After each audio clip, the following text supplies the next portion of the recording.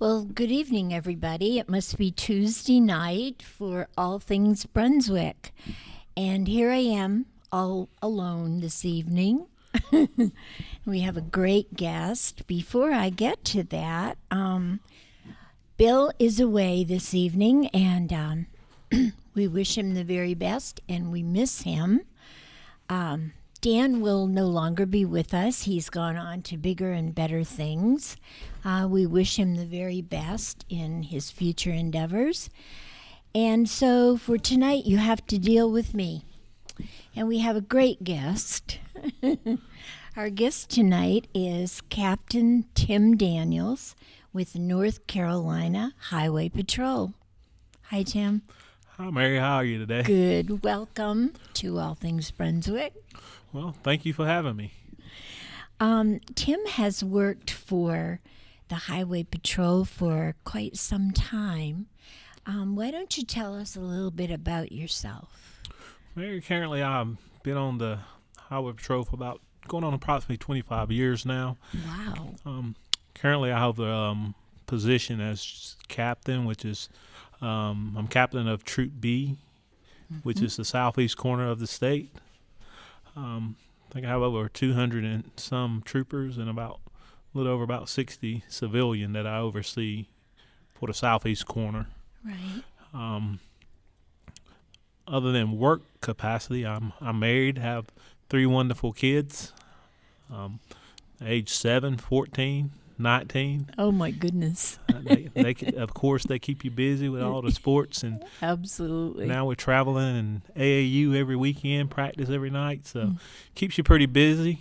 Not besides that, I hold 2 master's degree, one in organizational management, another one in human resource management. Great. SHRM certified, general instructor for the basic law enforcement training classes, and president of Rotary, South Brunswick Island Rotary, a member of Novant Foundation Board, a board member. I'm a board member of communities and schools. So with that and other community activity, I stay fairly busy. You certainly do. Goodness. So you have been, what was the year that you started with the State Patrol? I started with State Patrol in 1999. Wow. And so this has been your career. It has. Uh-huh. Tell me some of the important things that the North Carolina State Patrol is responsible for. First and foremost, everyone knows we're responsible for basically all the highway traffic throughout the unincorporated areas. Mm-hmm. We do a lot of traffic enforcement. That's our main bread and butter. We do have other things, like we do criminal interdiction, have a reconstruction unit, helicopter unit, have rapid response teams. But our main focus is just focus on making sure people are able to travel up and down the highways as safely as possible. So that's the main function of what we do, but we branch off and do some other things. But the main thing is making sure that people are able to travel back and forth to their destination as safe as possible. That's great, sure. I remember a few weeks ago on my way home, I hit a deer. Unfortunately, thank goodness it didn't die, but I had to wait for the State Patrol to come and write the report. And I was told that it couldn't be a local sheriff or a city police personnel. It had to be State Patrol. So that is your responsibility as well? Well, that is our responsibility, collisions, to investigate collisions in unincorporated areas. And, I'm sorry that you did hit a deer and you had to wait that long for someone to respond. But no, actually, it was quite, it didn't take long time at all, and he was there. It was wonderful. Yep. Well, I'm glad you had a great experience. The service was what you expected and some. Absolutely. That's great to hear that. Always great to hear stories like that. Now, let me ask you a question. I have noticed with state patrolmen, when I have seen them, they ride alone. Yes. So you do not ride with a partner, so to speak. Yeah. Throughout the state, I mean, unless you have troopers that are in training, just about every trooper in the states, they're gonna be in the individual vehicle by themselves. We don't ride partners. Only way you would see a partner, like I said, if they're just getting out of basic school and they're going through the training process, and of course at that time they'll have a field training officer with them. I do know that North Carolina has 80,000 miles of roads that you patrol. We are larger than any other state except Texas. So I think I remember that there are about 1,600 officers. It's about right now about 1,600, a little over 1,600 officers assigned, troopers assigned to the state. That's a lot of miles. It is. So actually, it is your responsibility if you are not called to an accident or whatever. It is your responsibility to just make sure that the traffic is flowing correctly and nothing is going on, pretty much. Yes, we're responsible for that, but along with our other partner agencies, we all just want families to be able to travel back and forth to their destination and do it in a safe manner. Mm-hmm. And and sometime enforcement action has to be taken, and we don't call that punishment. We just call it correcting behavior. We're just trying to correct individuals' behavior so that everyone can return home to their loved ones. Right. And that's just all we're trying to do. Reduce collisions and allow family members to get back home to their loved ones and do it in a safe manner. So you're basically doing everything that the sheriff's department or a local police force would do. You are allowed to stop people if you think they're impaired, and whatever's necessary. Is that correct? Yeah, we are. We do have what you call statewide jurisdiction. We mainly focus on traffic, but with statewide jurisdiction, we can enforce other things. But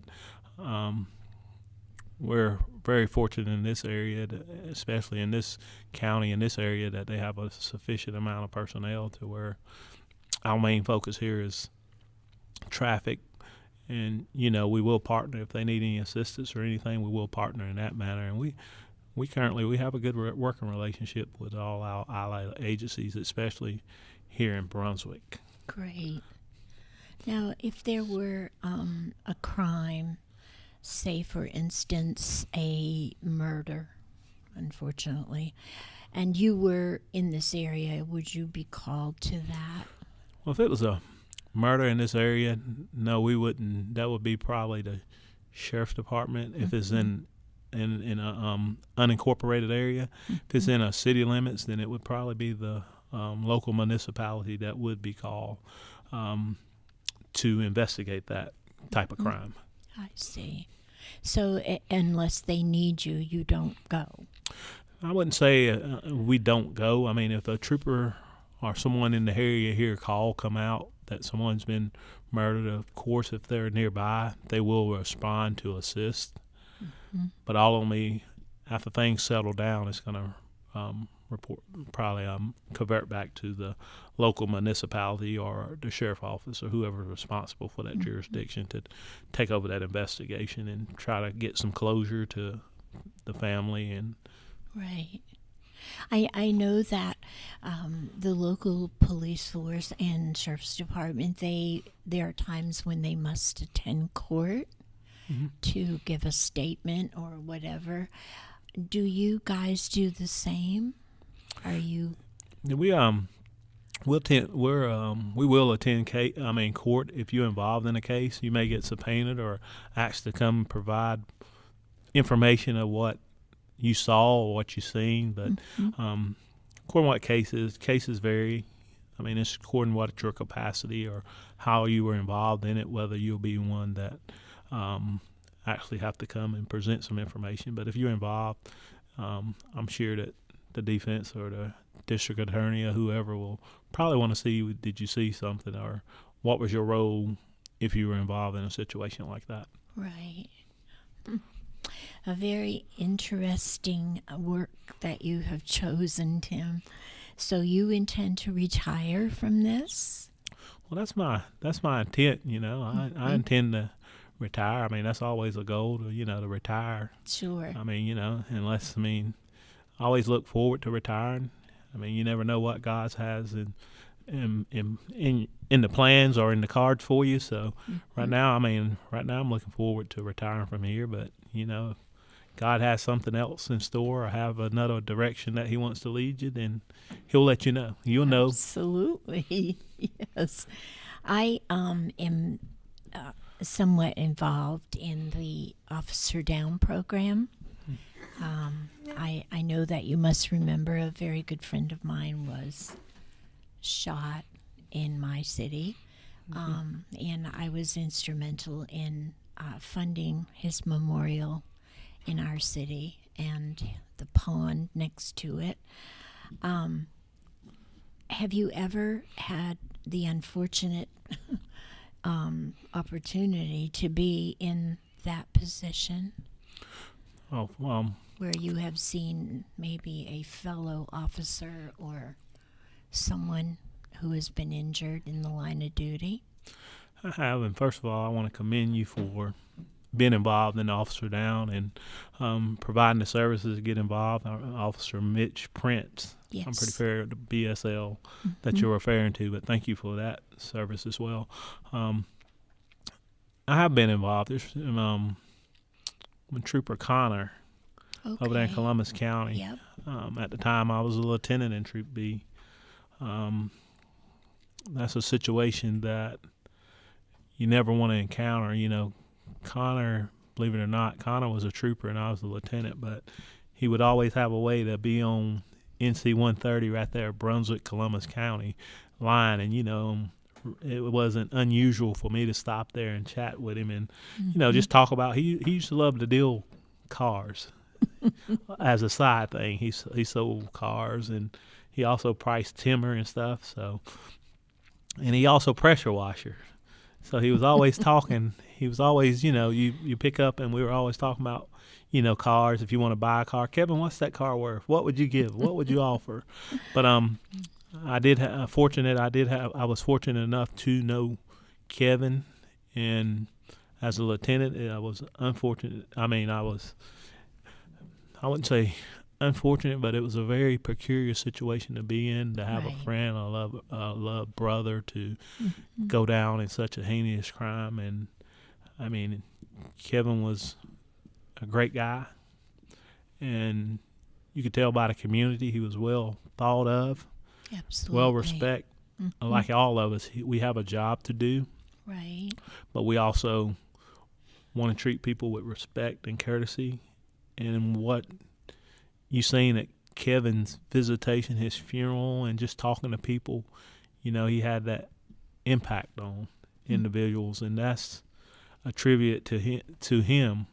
We all say, we're put it like this, his service was a living testimony of what he did throughout his life. Right. Yeah. So just as Mitch. I mean, he was wonderful. He was a good friend of mine, and he was a cook. He loved to cook. Those even in my position now as Troop B troop commanders, those are the calls that you never want to exactly receive. Do you, when you get up in the morning and you put that uniform on, do you think about that? Yeah, every morning. I mean, if you're not thinking about that, you need to probably find a new profession, because when you put on the uniform, we live in a society that the uniforms to some people stands for evil, but it's not evil. Unfortunately. So you have that target on your back just by putting that on, and individuals don't know you as a person. They just see you representing, this profession. And all it is that as we represent the profession, all we want to do is service above self, as I tell anybody, this has got to be a calling, because you're not gonna get rich at it. No. So No. you're gonna have to want to serve your community, serve your neighbor. And I mean, at the end of the day, yes, we risked our life. Well, as they say, we'll lay down our life for another brother. But it's our job as we in the community to try to leave this place as better as you found it. And I have 3 kids, and with those 3 kids, hopefully, if this is the last day I'm here, I mean, I don't know what time God's going to call me, that hopefully that they see that I did have a positive effect, not only on them, but in society, wanting to just make it better, give back. And that's what, as we mentioned earlier, I talk about being involved in the Rotary and communities and school and the No Foundation Board and just other different things. But at the end of the road, when this life is over on this side of the world, I just want to know that I try to do the very best to try to make this, not only this county, but this state or wherever, better than what I found it. So how old were you when you decided that you wanted to be a state trooper? Well, I was in college. Were you? I was actually in college. Yeah. You just got up one morning and said, okay, this is what I want to do. I had a recruiter. He was an NC State grad, so he was just coming by really recruiting. So the time he talked to me, and we started a process, and here we are. What does it take to be a state trooper? How much school do you need? And well, the training is very difficult. I mean, it's 7.5 months, waking up at 5 in the morning, being on the PT field by 5:15, leaving your barracks, going to class, coming back to your barracks, looked like a hurricane came through. Very structured. In those schools, we normally lose a third of the people. So if we start out with 66, then we'd probably be down about 44 with graduation. So really? It's very demanding and challenging. And we always say, if you don't mind, it doesn't matter. So you have to have that mentality going in there, because what they do, they bring you in, they break you down, and they build you up. And even some people want guidance that, guys that may know you. What do I need to do to prepare for basic school? And then you tell them, I say, man, all I can tell you is just run, push-ups, sit-ups, and just do more. When you think you hadn't done them, do more. And when you get there, just know that, man, you're gonna feel like the world is against you. Those instructors are against you. But what they're gonna do is break you down and build you up.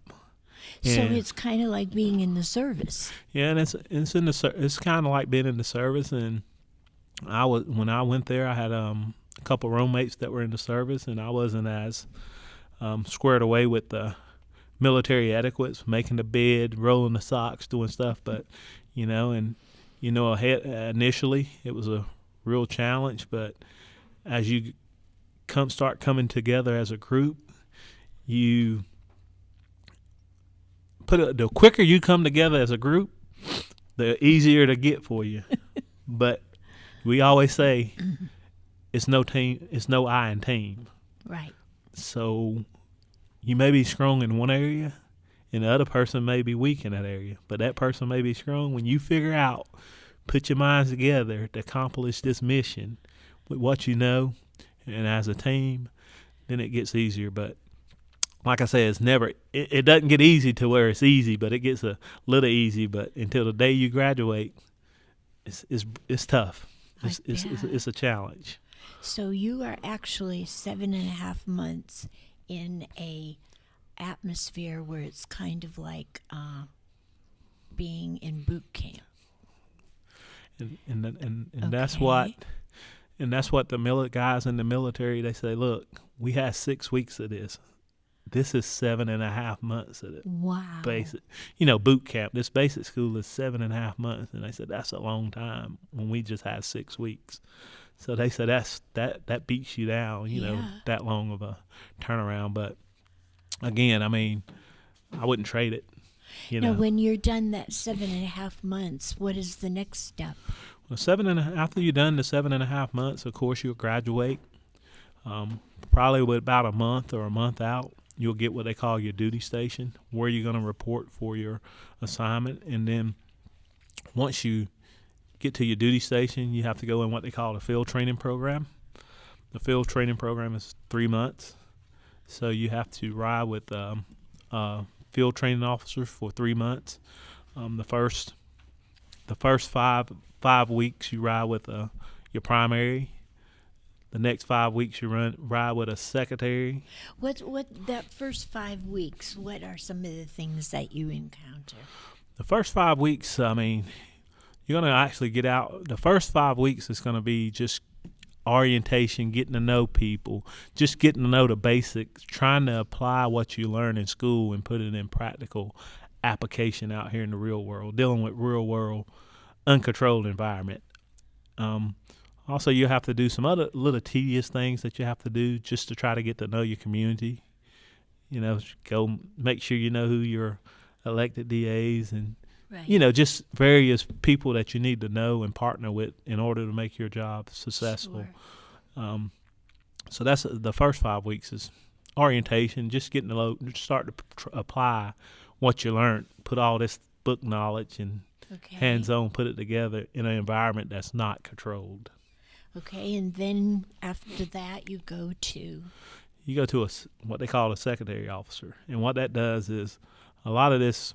Initially, you're going to get a lot of the tedious stuff out the way, and a lot of the secretary officers are probably going to be more of, let's see what we can learn in these weeks, get you into, and see what you can figure out, and see how you respond.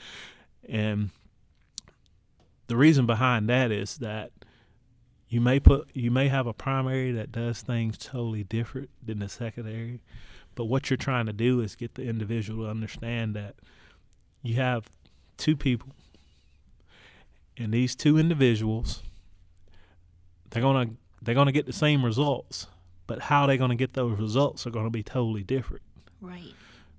But it's okay. At the end of the day, you're seeing that it's not one way to do things. It's probably more than one way. But at the end of the day, as long as you get the result that you're seeking, then that's the most important thing. But in law enforcement, I say that's the most important. But in law enforcement, the most important thing is that you go home to your family. Yeah. But with just this training phase, it's just that let them know it's just not one way to do things. So who makes that determination? The person that you're riding with? About whether you've done what you're supposed to. Yeah, the individuals, they're getting evaluated every day.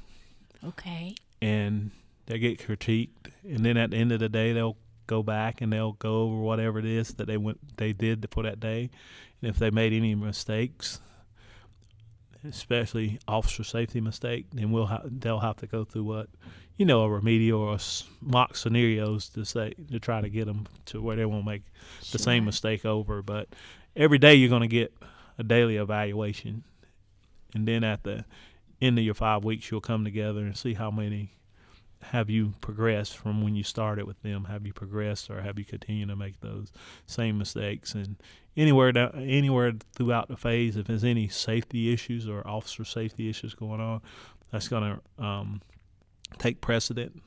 We can't allow officers to be out there, because at the end of the day, again, we want each and every one of them to go home. So we say it's multiple ways of doing certain things, but it's some things that, even though it's multiple ways, but officer safety cannot be compromised, not by the primary or the secretary. So the way you've been taught in school to do those officer safety techniques and things like that, regardless if the primary or secretary is there, we all been taught the same way to do that. So those are one of those areas. The primary objective is to keep everyone safe. Yeah, keep everyone safe, and the officer go home to their family at the end of the night. I mean, end of the day, night, whatever, the end of their shift. Now, when you complete those 5 weeks, is there an exam or something that you must take? Well, you complete those 5 weeks, then you go back to your primary for 2 weeks, and the primary will be in what we call plain clothes. So when you go to anything, no one knows. He's just there sitting back, seeing how you Okay. handle stuff on your own. And then after that, after the 3 months, they'll continue to be evaluated. And then at 11 months, they'll come back and we'll compile. The supervisor in their area should be documenting or Right. actually riding periodically. We got set stages that they ride, and they actually observed a trooper as well. In that 11-month period, they'll come back and they'll come in and they'll have to take tests, and they'll have to go in front of a board, and they'll have to prove themselves that they are still maintaining what they should be doing. If not, then it'll be a longer process. We'll go back to the drawing board and see if it's something that can be Okay. salvageable or not. So this isn't a one-time deal. They keep checking on you throughout your career. Is that correct? Yeah, it's not a one-time deal, especially when you first start. I mean, it's continuously monitoring, making sure you're on task, on court, and on course. Right. Like I said, even if you pass that stage, it's still mechanisms we have in place to try to spot check officers, different things, different processes we have to try to monitor their behavior. And we got things in place that if the supervisors are doing what they're supposed to be doing, then hopefully early signs or warning signs are detected, early intervention to where things can be corrected. That is so interesting. So in essence, everyone is checked. Yeah, everyone's checked. Even at the end of the day, yes, I'm the troop commander, but I have someone I work for. So, Yeah. they have ways of checking and making sure things that I'm supposed to be doing are actually getting done. Each year, we call it an inspection, but it's like an audit. But each year, my troop gets audit. The districts get audit to make sure that they are complying with the laws, the policies, the procedures, and just to ensure spot check, make sure everything's That's being great. done, and that's kind of where the supervisors get evaluated, and that's kind of how we operate. That's great. I like to hear stuff like that. I think we're going to have to break and pay a few bills. Okay. So please come back and join us with Tim Daniels from the State Troopers.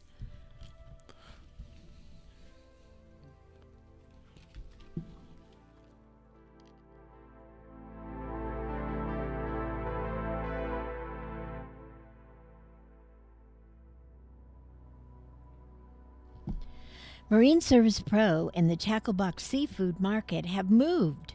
Stop by 8250 River Road, Southport, and discover the new showroom. One-stop shopping. Check out the fresh fish on display or order any kind you wish. Drop off your boat for repair or order your new motor from Leon, the local Suzuki and Tatsu dealer. Have a boat to sell? Bring it by. In the market for a new one? Marine Service Pro can help. Tacklebox Seafood Market will be happy to take care of your gatherings. Call 910-363-4725 for your live bait, all your boating needs, and a wide variety of seafood. Marine Service Pro and the Tacklebox Seafood.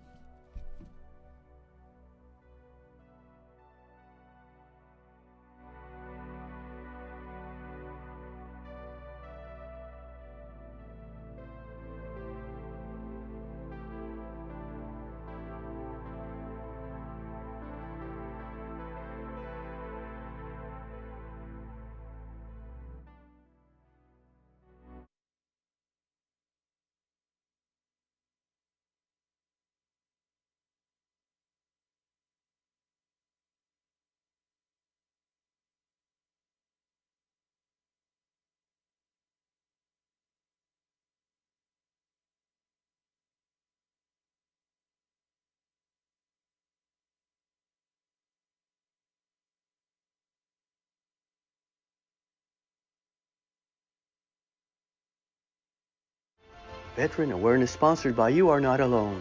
Today's veteran homeless rate is approximately Veteran Awareness sponsored by You Are Not Alone.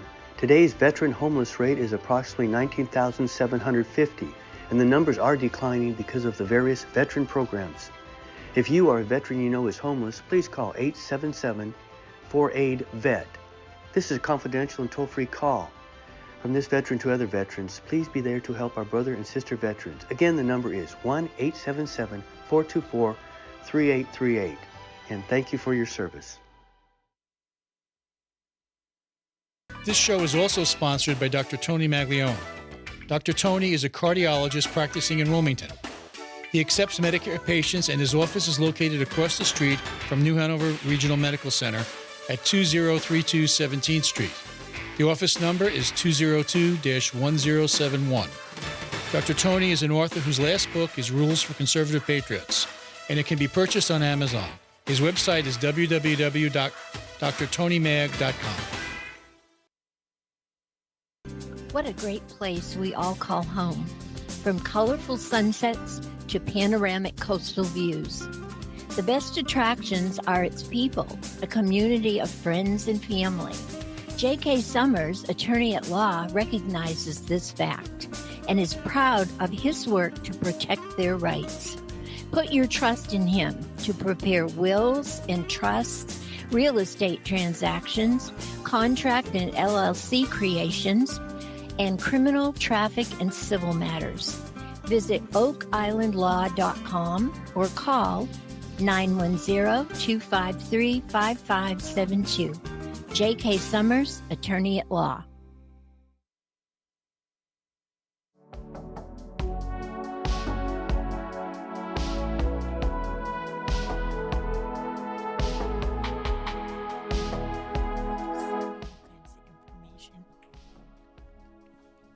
Welcome back, everybody, to All Things Brunswick. It's a Tuesday night. We have an exciting guest this evening. With us is Captain Tim Daniels with the North Carolina Highway Patrol. And he has been doing this for 25 years. That is a long time, Tim. Now, I understand that you also did some training. Is that correct? Yeah, that is correct. Very fortunate enough to be able to, like I said earlier, I'm a general instructor, certified by the Basic Law Enforcement Training, where I can instruct, anyone that's trying to get involved in the law enforcement profession. I was fortunate enough to have the opportunity to run a couple basic schools in Raleigh, Garner, our basic training at our training academy, and I was some people call it drill instructor, but I just trainer. Why do they call it drill instructor? Because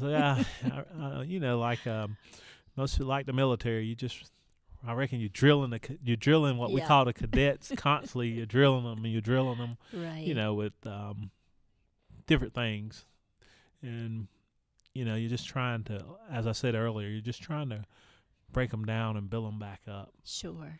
And the basics, like I said, I taught up there, and some of the most memorable things is that you see classes come in, and they come in and it's so chaotic, and it's like deer in a headlight. Really? And they have no clue. But when you get to the end, it's like a brotherhood, and it's like a team. How nice. And you have basically broken an individual down, and you have transformed them in more ways than one. And there again, I had that pleasure of doing that. And, after leaving I did a couple of those schools, and coming back to society, I was fortunate enough to, I remember Chantel there at the Brunswick Community College for the Basic Law Enforcement Program. She gave me a position, or put me on the instructor role and allowed me to go out and teach some classes for them, the Basic Law Enforcement training classes. So great. Did that for quite some time, and then started getting hectic when I started getting those little ones, and I kind of backed up a little bit, but I try to do it as much as possible. Sometimes I go up to an academy, just to keep my skills sharp as a general instructor, because you still have to do so many hours to stay certified to be able to teach. So I do try to keep my certification and teach a Do you class like here and there. to instruct? Yeah, I love the instructional part, because what you're doing, you're trying to pass on life lessons to individuals that's trying to start in the law enforcement, whether it's the highway patrol, whether it's the local municipality, whether it's the sheriff office, or wherever they're trying to venture out to once they leave that program. That's So a maybe- great way to put it. Life lessons. Yep. So maybe I can bestow something on them or give them some ideas that Mhm. maybe they'll remember, and maybe one day it'll make a difference in whatever he or she decides to do. I'm sure it did. So that was down here at BCC, is that correct? That's correct. And they do have a program there. They do have a program at Brunswick Community College, and they normally hold nighttime. They have nighttime programs. They're at the Leland campus. I was invited to the donor scholarship banquet here recently, and I did hear Dr. Jane Smith say that they do have monies and have a plan in place to build a public safety building for first responders. So Wonderful. I'm not speaking for them, but if they're going to build that building, I would think that they're going to move the basic law enforcement training from the Leland campus here to the main campus. That's my assumption, but without them telling me that. But they do have Sure. that in their plans. So That's great, because I don't believe it's been here that long, has it? basic law enforcement training. Yeah, It's been here for ever since I can remember. really. I think I think Lindsay Walton used to be the director. Mm. Then it was Chantel. I don't know why I was under the impression that we hadn't had it here that long, but I'm happy that we do.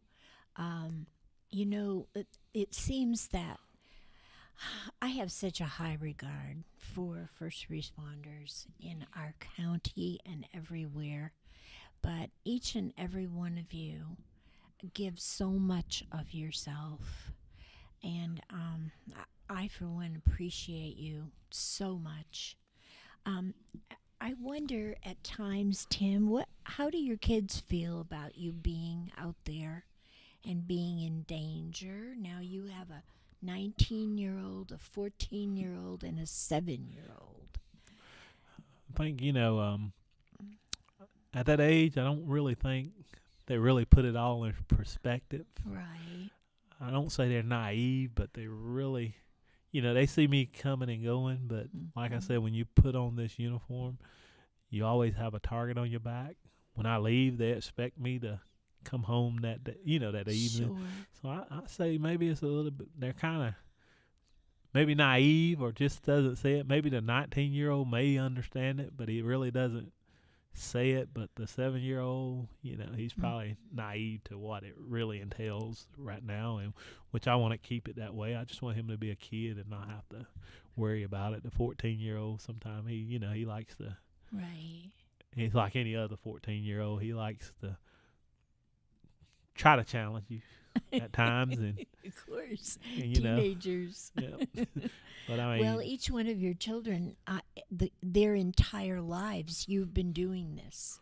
This is all that they know you've been doing. it is. So I guess that and thankfully you go to work and you come home every day, and Yeah. And that's been a blessing, throughout the career. Every day you go home, you're able to return home. It's a Right. blessing, and it's a day you thank God for. Allowing you to be Absolutely. able to come home, because at the end of the day, still, I love serving people, but there again, I do like spending some time with the family. We, Sure. whatever we do. I always tell people, you can make all the money you want in the world, but you're never able to buy time. That's true. So, what time you do have or what time you can value with the family, that's important. And I know Yes. that I'm involved in the Rotary. I know I'm involved in CIS. I know I'm involved in Novant, and also work and taking care of kids. And people may say, where do you get the time to do that? But if you really look at a lot of those things, unless it's extra activity, a lot of those things are during business hours. A lot of those meetings are during business hours. So at the end of the day, I make these meetings, but at the end of the day, I'm still able to be home Sure. with the kids or be able to do the fatherly things. And again, hopefully that I'm having that impact to raise young men that they'll be productive citizens of this society, because I always tell them, you got to figure out what it is you want to do with life, because mom and dad will not always be here. Right. They may not be here tomorrow. Have any of them expressed any interest in going into law enforcement? Believe it or not, they're No. probably like law enforcement nowadays are challenging. Challenging, especially when it comes to getting people to serve in that capacity. Mm-hmm. And I do know after the George Floyd situation, it really took a dip. And it's had a tremendous effect on a lot of agencies. Right. They're probably like most teenagers. They really don't see law enforcement as something glamorous. At this age, they're all about, I want to be a NBA player or Sure. football player, and they're still living in that, childhood dream, which I want them to Right. have dreams. But you and I know that, what if that dream doesn't work out? What are you going to do?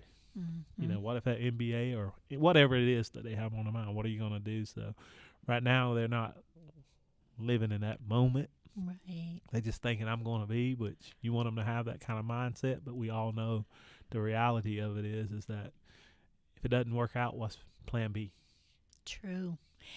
I know that your wife is very supportive of what you do, and she is a beautiful woman. So, and I met your young man. You had him here one day. He's really active. You're very fortunate to have this family. Tim, when you expressed your first interest in being a police officer, how did your folks react? My folks always been supportive, for Good. whatever the kids wanted to do, Mm-hmm. whatever we wanted to do as family, and very supportive. Proud, I think I'm, me being the first college graduate of the family. Mm-hmm. Really proud moment, for the family and for Sure. my mom. And now I think when I look around, hopefully I have inspired my nieces and my younger nieces, because they have went on to college and received the degrees, and still have my youngest niece, that's my sister's daughter. She's going to UNC Charlotte, but she has been in the books as well, because she has academic scholarships, and she's worked tremendously hard. So hopefully starting that trend has worked its way through the family roots. Just show how dedicated they are to something. I always say, be dedicated to something, and if it's dedicated to the books, that's good. That's a good start. That sets a foundation for them all. So tremendous support. Absolutely. That is great. So, when and if you retire, do you think that you will go on to doing something else in the community, or will you just retire? No, my mom always tells me I have like ants in my pants. I can't sit for long. I don't foresee even my wife says that you won't retire. You got to be doing something. So again, I don't foresee myself retiring and going away. I always see myself as, and I'm 46, 47, 48. I still have as long as the good Lord continue to give me my health and strength, I still think I have something to offer society.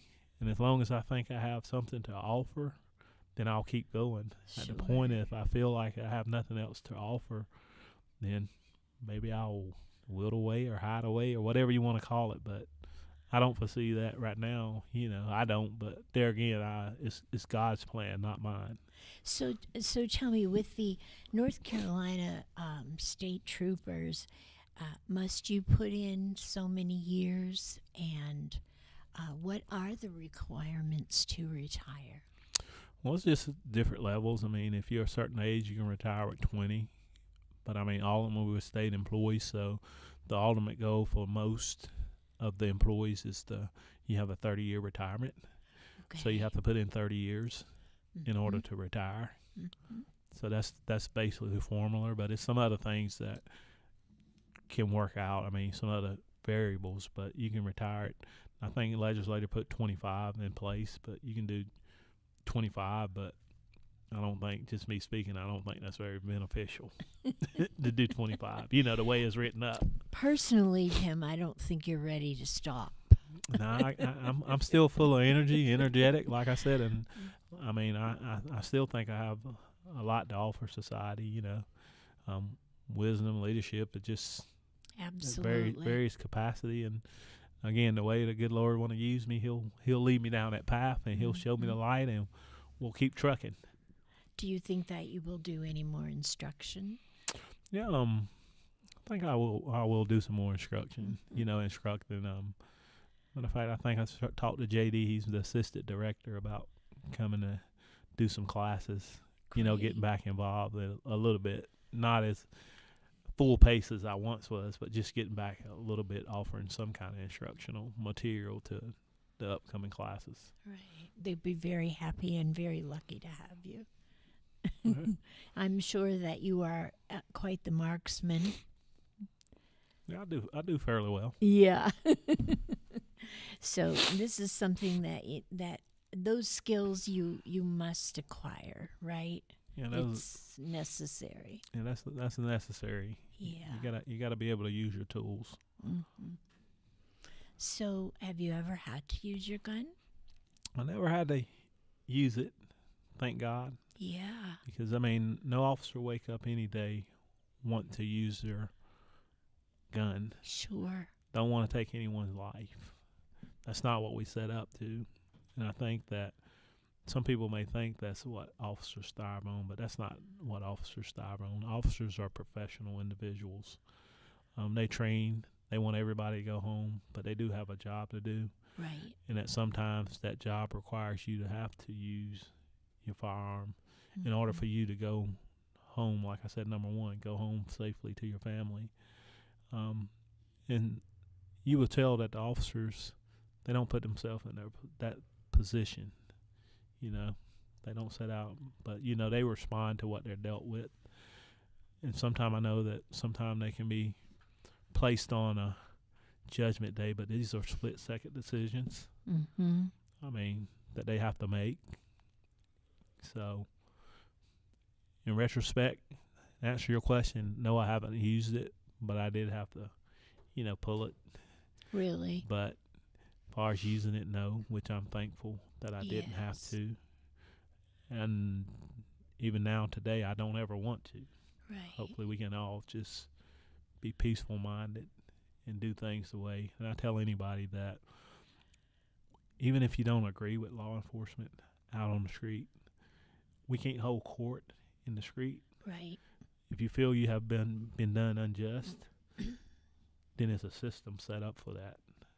Yeah. Take it through the system, because at the end of the day, if you're trying to have street justice with law enforcement, you're not going to win that battle on the street. Right. You're going to have to win it in the courtroom. And our system works. Yeah, the system, and that's why it's there for. It's a system. It works if it's used appropriately. Mm-hmm. And we see that every day. I mean, we're not saying that all officers are just like anyone else. The profession is just like anyone else. Right. There are mistakes made, and when you make those mistakes, there are corrected actions to be taken. Yeah. So whenever you have had to arrest someone, pretty much were they cooperative? Yeah. Throughout my career, I always say your mouth can get you in trouble, Yeah. or it can get you out of trouble. So That's a I good think point. I think a lot of, it's that 1% of society, no matter what you say or what you do, that they're not going to comply. But a lot of times, if you treat people with respect the way you want to be treated, then 9 times out of 10, it's going to come out to your favor. They're going to be cooperative. And some of the proudest moments in the after arresting people is even when you see them in court and they say, "Hey, man, you did your job, but you treated me very professionally." There you go. And I commend you for that. Mm-hmm. And even when people see you, you say, "Yeah, you did your job, but you were very professional. you treated me with respect. So, I think that makes a big difference, especially to someone who is being arrested. It doesn't matter in what position you're in, respect goes a long way. it does, and I could tell anybody. I mean, in today's society, no one's really immune from, Mm-hmm. a lot of. Everyone has their high points. Sometimes you have low points, and it affects every family in one way or another. Right. Tim, what is the biggest difference that you have seen in your career from the time that you became a trooper until now? Now when I became a trooper, I know we still have law enforcement supporters out there, just like yourself. Mm-hmm. And people were when you come in contact with them, they were very respectful, not challenging. But I think nowadays that you're seeing more and more people challenge authority. I mean, we're not. So I think, again, people just challenging you. It's more people thinking you're out there to do harm, but you're just out there like every day at work in America. You're just trying to do a job that you were hired to do. And I tell anybody that really say, "Why are you out here bothering me?" Well, if Miss Mary, if you want to pay me to go sit home, I mean, I'll sit home. Mm-hmm. I wouldn't do that, but I'm just saying, just in general. But no, you don't want to spend your tax dollars paying me to do a job, Right. but yet I'm sitting home not out there Right. doing my job. Yeah. So you feel that in the beginning you had more support?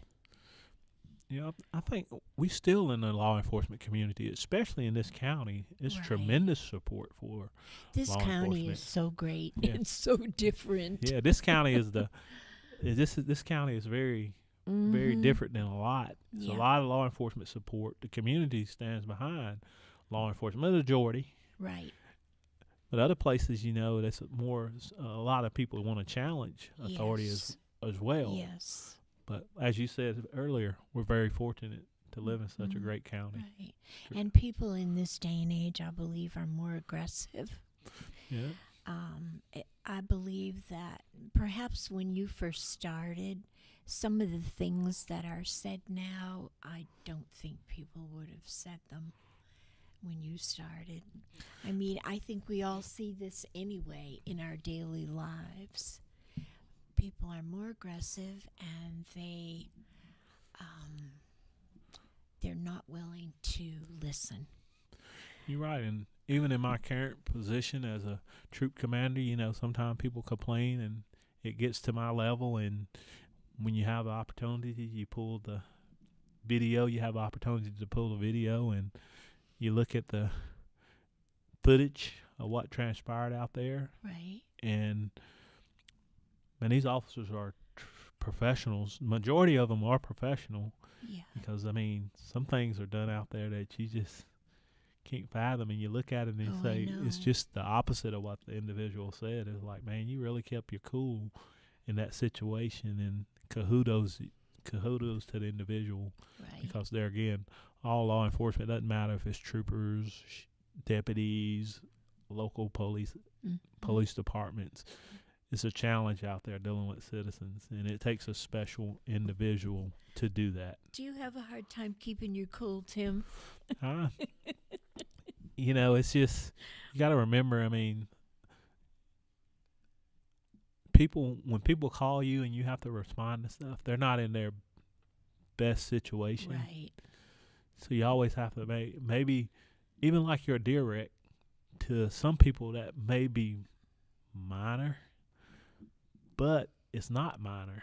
It's major, because Let me tell you about mine. I was driving not my vehicle, but a friend's vehicle. And I hit the deer with his vehicle. And there was, enough damage that it needed to go to the body shop. So you're right.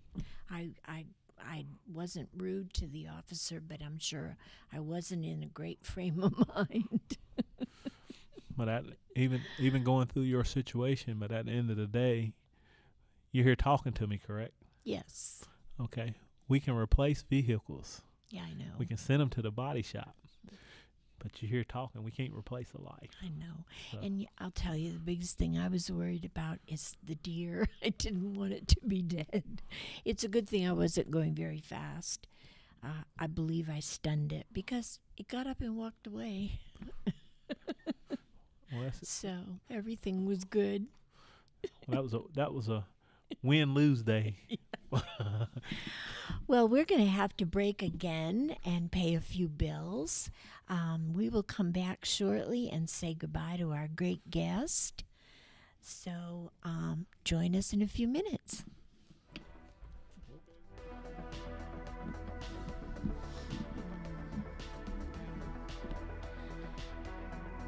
Marine Service Pro and the Tackle Box Seafood Market have moved. Stop by 8250 River Road, Southport, and discover the new showroom. One-stop shopping. Check out the fresh fish on display or order any kind you wish. Drop off your boat for repair or order your new motor from Leon, the local Suzuki and Tatsu dealer.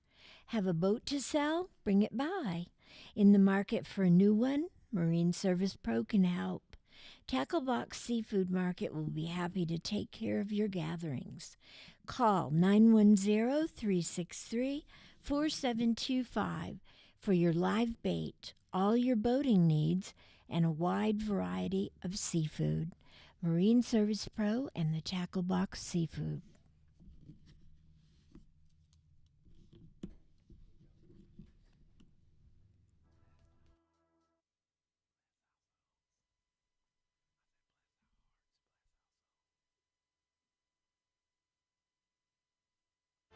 Veteran Awareness sponsored by You Are Not Alone. Today's veteran homeless rate is approximately 19,750, and the numbers are declining because of the various veteran programs. If you are a veteran you know is homeless, please call 877-4AID-VET. This is a confidential and toll-free call. From this veteran to other veterans, please be there to help our brother and sister veterans. Again, the number is 1-877-424-3838. And thank you for your service. This show is also sponsored by Dr. Tony Maglione. Dr. Tony is a cardiologist practicing in Wilmington. He accepts Medicare patients, and his office is located across the street from New Hanover Regional Medical Center at 2032 17th Street. The office number is 202-1071. Dr. Tony is an author whose last book is Rules for Conservative Patriots, and it can be purchased on Amazon. His website is www.drtonymag.com. What a great place we all call home. From colorful sunsets to panoramic coastal views. The best attractions are its people, a community of friends and family. J.K. Summers, attorney at law, recognizes this fact and is proud of his work to protect their rights. Put your trust in him to prepare wills and trusts, real estate transactions, contract and LLC creations, and criminal, traffic, and civil matters. Visit oakislandlaw.com or call 910-253-5572. J.K. Summers, attorney at law. Was your home damaged by Hurricane Florence or Matthew? Repair, reconstruct, or elevate your home with help from Rebuild NC. Find out if you are eligible for assistance by calling 833-ASK-RBNC. That's 833-275-7262. Or apply now at rebuild.nc.gov/repair. Just for the quarters, but so it's broken now.